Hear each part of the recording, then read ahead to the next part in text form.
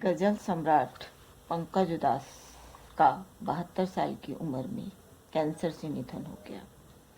किसी भी व्यक्ति के अच्छे बुरे गुणों का वास्तविक आकलन उनके इस दुनिया में से अंतिम विदाई के बाद ही पता चल पाता है। जैसा कि अंतर धार्मिक प्रेम विवाह करके जीवन पर्यंत निभाने वाले पंकज उधास के बारे में कहा जा सकता है। जी हाँ, पंकज उधास का भी अंतर जातीय नहीं, अंतर धार्मिक प्रेम विवाह था, जिसे उन्होंने जीवन पर्यंत ईमानदारी से निभाया। आज उन्हें परिणय संस्था की ओर से यही सच्ची श्रद्धांजलि होगी कि हम उनकी इस प्रेम के प्रति ईमानदारी की कहानी आपको सुनाएं, जो कि पुस्तक एक क्रांति प्यार से में संकलित है। सुनिए। फरीदा उधास और पंकज उधास की अंतर जातीय नहीं, अंतर धार्मिक प्रेम कहानी। पंकज उधास गजल की दुनिया में एक ऐसी नायाब आवाज़ का नाम है कि हर सुनने वाले को लगता है जैसे सिर्फ उसी के लिए गाया जा रहा है। वे अपनी चांदी जैसी आवाज़ में चिट्ठी भेजें या थोड़ी थोड़ी पीने का मशवरा दें, हर शब्द में एक अनूठा अपनापन है। बेगानों को चुपके चुपके अपना बना लेने का यह जादू उन्होंने जवानी की दहलीज पर कदम रखते ही सीख लिया था। फरीदा नाम की एक गजल सी खूबसूरत लड़की उनके इस हुनर का पहला शिकार बनी और वो इनकी ज़िंदगी भर के लिए हमसफ़र बन गई।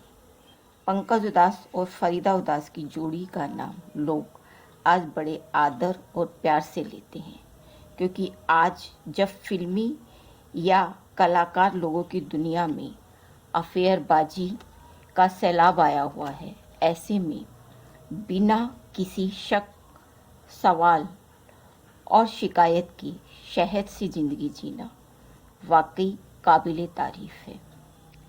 हिंदू पंकज और पारसी फरीदा के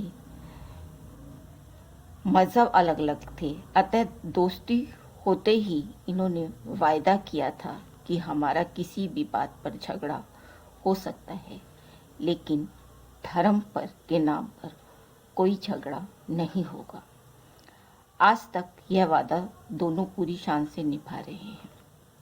फरीदा से जब मुंबई में एक पड़ोसी के घर पंकज की पहली मुलाकात हुई तो पंकज उनकी बिंदास हंसी और ताजगी भरी सोच से बड़े प्रभावित हुए थे, जबकि वो इनकी साफ गोई और गायकी पर फिदा थी।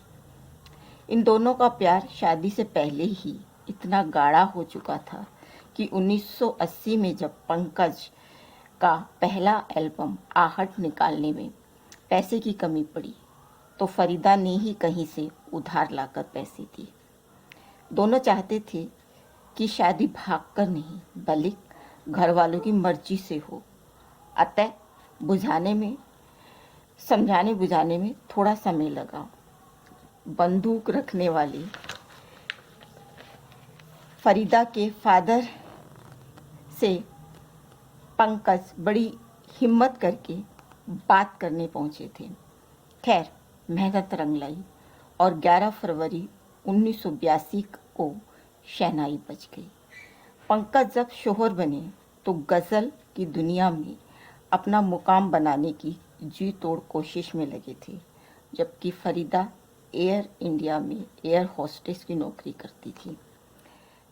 गुजरात के जैतपुर में एक जमींदार घर में जन्मे पंकज ने मुंबई के सेंट जेवियर कॉलेज से विज्ञान में डिग्री ली है और गोल्फ तथा घुड़दौड़ जैसे शौक फरमाते हैं। शादी के बाद फरीदा ने पूरी शिद्दत से अपनी सारी ताकत उन्हें और घर को सजाने संवारने में लगा दी। अपनी प्यारी दुल्हनिया के लिए चांदी जैसा रंग है तेरा, सोने जैसे बाल वाली गज़ल गाने वाले पंकज उदास उन्हें अपना सबसे सटीक आलोचक बताते हैं। उनकी सलाह पर गज़लों में हेर-फेर सुधार करते हैं और उनकी सलाह पर गज़लों में और आज उनके परिवार में 2 जवान बेटियां हैं, जिन्हें अपने मन के मुताबिक जीवन साथी चुनने की छूट है।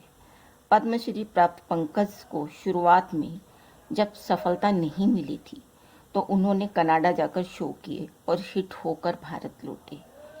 शादी के बाद आपसी भरोसे के बलबूते एक शानदार जिंदगी जी रहे इस अंतर जातीय नहीं, अंतर धार्मिक प्रेम विवाह करने वाले जोड़े ने शायद बहुत सारे सवालों का जवाब दे दिया।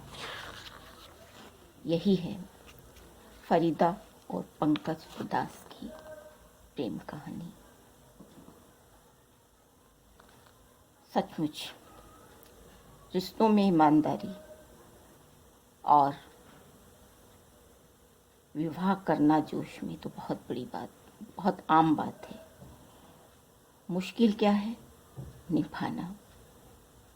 और फरीदा और पंकज उदास ने यह करके दिखाया।